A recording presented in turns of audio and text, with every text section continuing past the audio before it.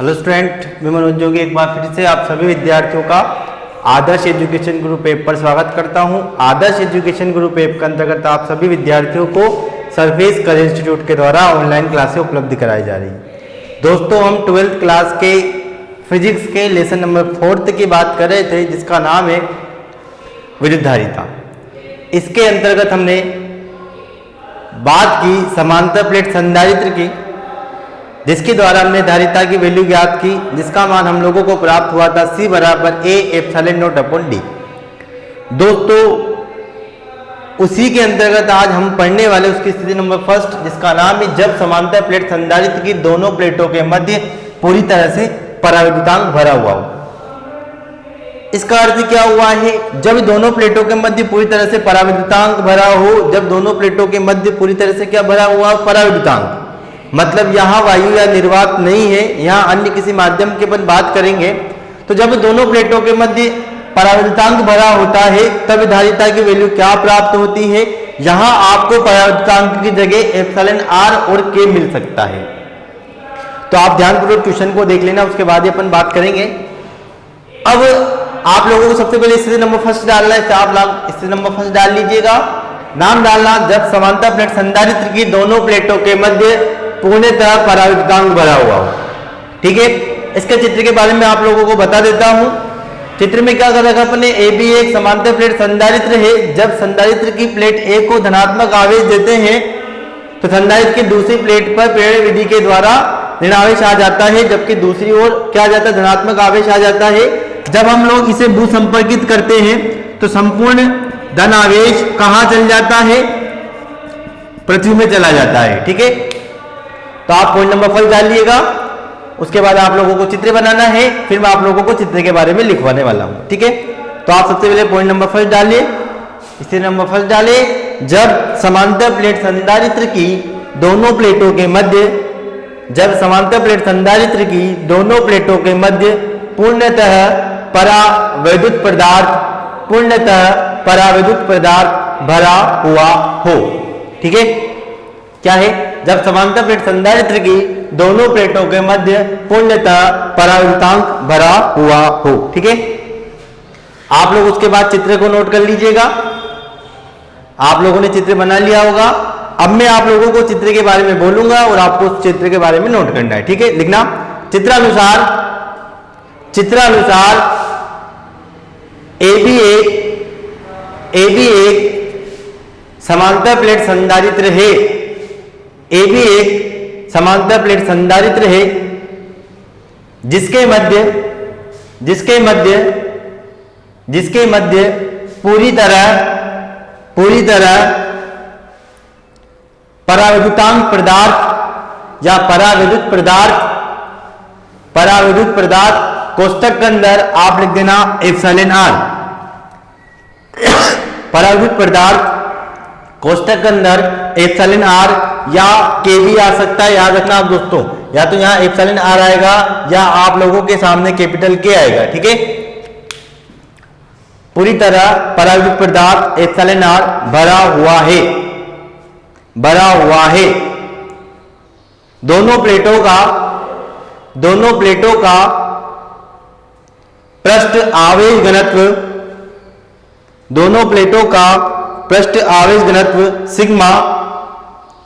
Sigma वह दोनों के मध्य की दूरी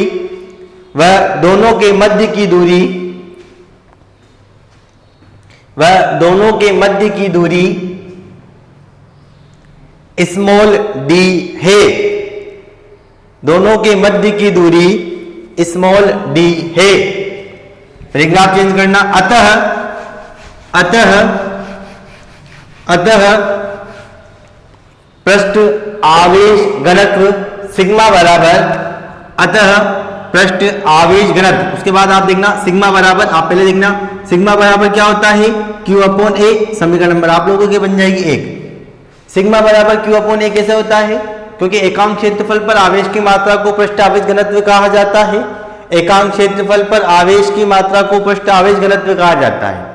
एकांक लंबाई पर आवेश की मात्रा को रेखीय आवेश घनत्व कहा जाता है और एकांक आयतन पर आवेश की मात्रा को आयतन आवेश घनत्व कहा जाता है। यहाँ पर क्षेत्रफल है, इसलिए एकांक क्षेत्रफल पर आवेश की मात्रा को पृष्ठ आवेश घनत्व कहा जाएगा। आगे की हम बात करेंगे प्लेटों के मध्य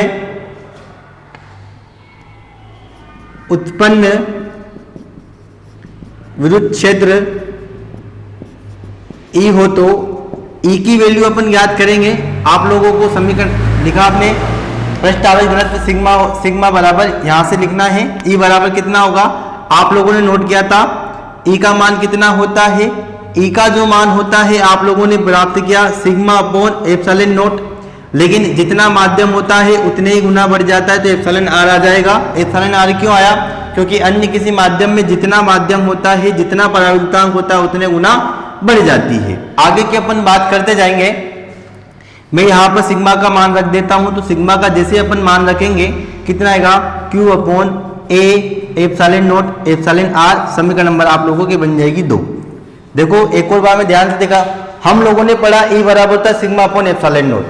सिग्मा अपॉन एप्सिलॉन नोट कब तक आता है, जब तक उसके अंदर माध्यम वायु या निर्वात हो। जब कोई अन्य माध्यम की उपस्थिति होती है तो धारिता का मान उतने ही गुना बढ़ जाता है, ये अपन ने चीज पढ़ी थी।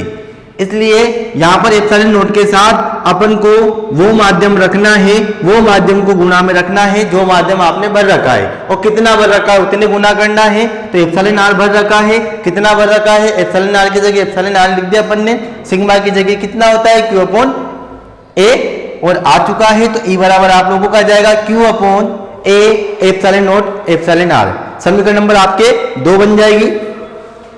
आगे की हम बात करेंगे, हम लोगों के पास E आ चुका है, हम यहां से विभव की गणना करेंगे, और जैसे ही अपन विभव की गणना करेंगे अपना आंसर धारिता के रूप में प्राप्त होने जाएगा। आगे की अपन बात करेंगे इसके बाद अतः दोनों प्लेटों के मध्य उत्पन्न विद्युत क्षेत्र E के कारण उत्पन्न विभव V हो तो V बराबर होता है A into D. A into D का मतलब होता है कितनी जगह क्या रखा हुआ है वो चीज देखनी है। समीकरण नंबर 3 बन जाएगी। समीकरण नंबर 3 में समीकरण नंबर 2 से मान रखना है। मान रखने पर जैसे आप लोग मान रखोगे V बराबर प्राप्त E का मान आप लोगों ने प्राप्त किया Q upon a epsilon nought epsilon r प्राप्त किया, इंटू डी की जगह डी आ चुका है। समीकरण नंबर आपके लोगों के 4 आ चुकी है। जैसे आप लोगों के समीकरण नंबर 4 आ जाएगी आपके विभव का मान प्राप्त हो जाएगा। जैसे आप लोगों को विभव का मान प्राप्त होगा हम धारिता याद कर सकते हैं। अतः संधारित्र की धारिता CR हो तो, दोस्तों मैंने यहां पर CR क्यों लिखा, क्योंकि अन्य किसी माध्यम की बात कर रहे हैं तो यहां पर R लिख दिया। C बराबर कितना होता है Q अपॉन V होता है, आप लोगों को पता है। CR बराबर क्या लिखना है आपको, Q अपॉन V लिखना है। मैंने यहाँ पर CR क्यों लिखा, उसका कारण यह है, उसका कारण क्या है, उसका कारण यह है कि क्योंकि अन्य किसी माध्यम की अपन बात कर रहे हैं। किसकी बात कर रहे हैं अपन, अन्य किसी माध्यम की अपन बात कर रहे हैं, तो यहाँ पर R अन्य किसी माध्यम को बताता है। आगे की अपन बात करेंगे समीकरण नंबर 5 में। अगर समीकरण नंबर 4 से मैं V का मान रख देता हूं तो आप लोगों के धारिता का मान प्राप्त हो जाएगा। ठीक है, आगे की अपन बात करेंगे। इसके जस्ट नीचे लिखना आप, इसके जस्ट नीचे लिखना आप समीकरण नंबर 5 में, समीकरण नंबर 5 में समीकरण नंबर 4 से, समीकरण नंबर 5 में समीकरण नंबर 4 से मान रखने पर, मैं लिख भी देता हूं, समीकरण नंबर 5 में 4 से मान रखने पर जैसे हम मान रखेंगे CR बराबर प्राप्त होगा, क्योंकि जगह Q आ चुका है। V का मान हम लोगों को रखना है। V का मान क्या था, Q upon a epsilon nought epsilon r into d. Q से Q कैंसिल होगा। आगे की अपन बात करेंगे, बटा के भी बटा में पद दे तो सारा पद कहाँ चल जाएगा, ऊपर चल जाएगा। एप्सिलॉन नोट एप्सिलॉन आर और डी बन जाएगा। ये आप लोगों के समीकरण नंबर 6 आएगी। समीकरण नंबर 6 जो आएगी, ये समीकरण नंबर 6 दोनों प्लेटों के मध्य जब पूरी तरह से परावर्तनांक भरा हो तब की धारिता को प्रदर्शित करती है।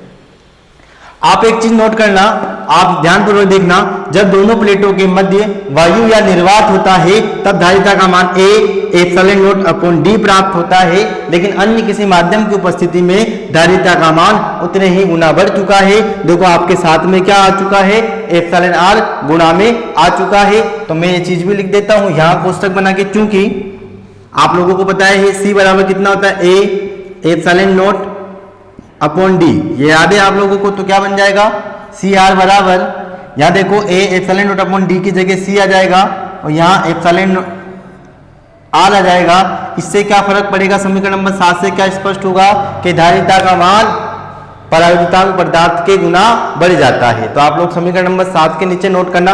अतः स्पष्ट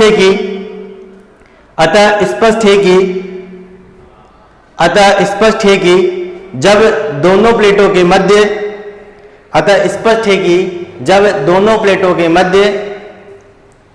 एप्सिलॉन R पराविद्युतांक का कोई पदार्थ भरा होता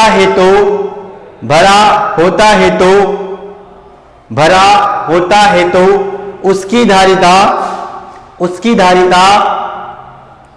एप्सिलॉन R गुना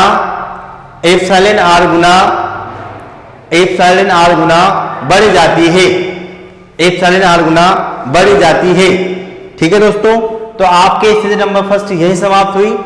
आप लोगों को स्थिति नंबर फर्स्ट के संबंधित कोई समस्या हो तो प्लीज कमेंट कर दीजिएगा, और अगर कोई समस्या ना हो तो आप मुझे लिखकर से व्हाट्सअप किए। हम इसके अगले लेक्चर में बात करेंगे इसके स्थिति नंबर सेकंड की। तो आज के लिए सिर्फ इतना ही। थैंक यू, धन्यवाद।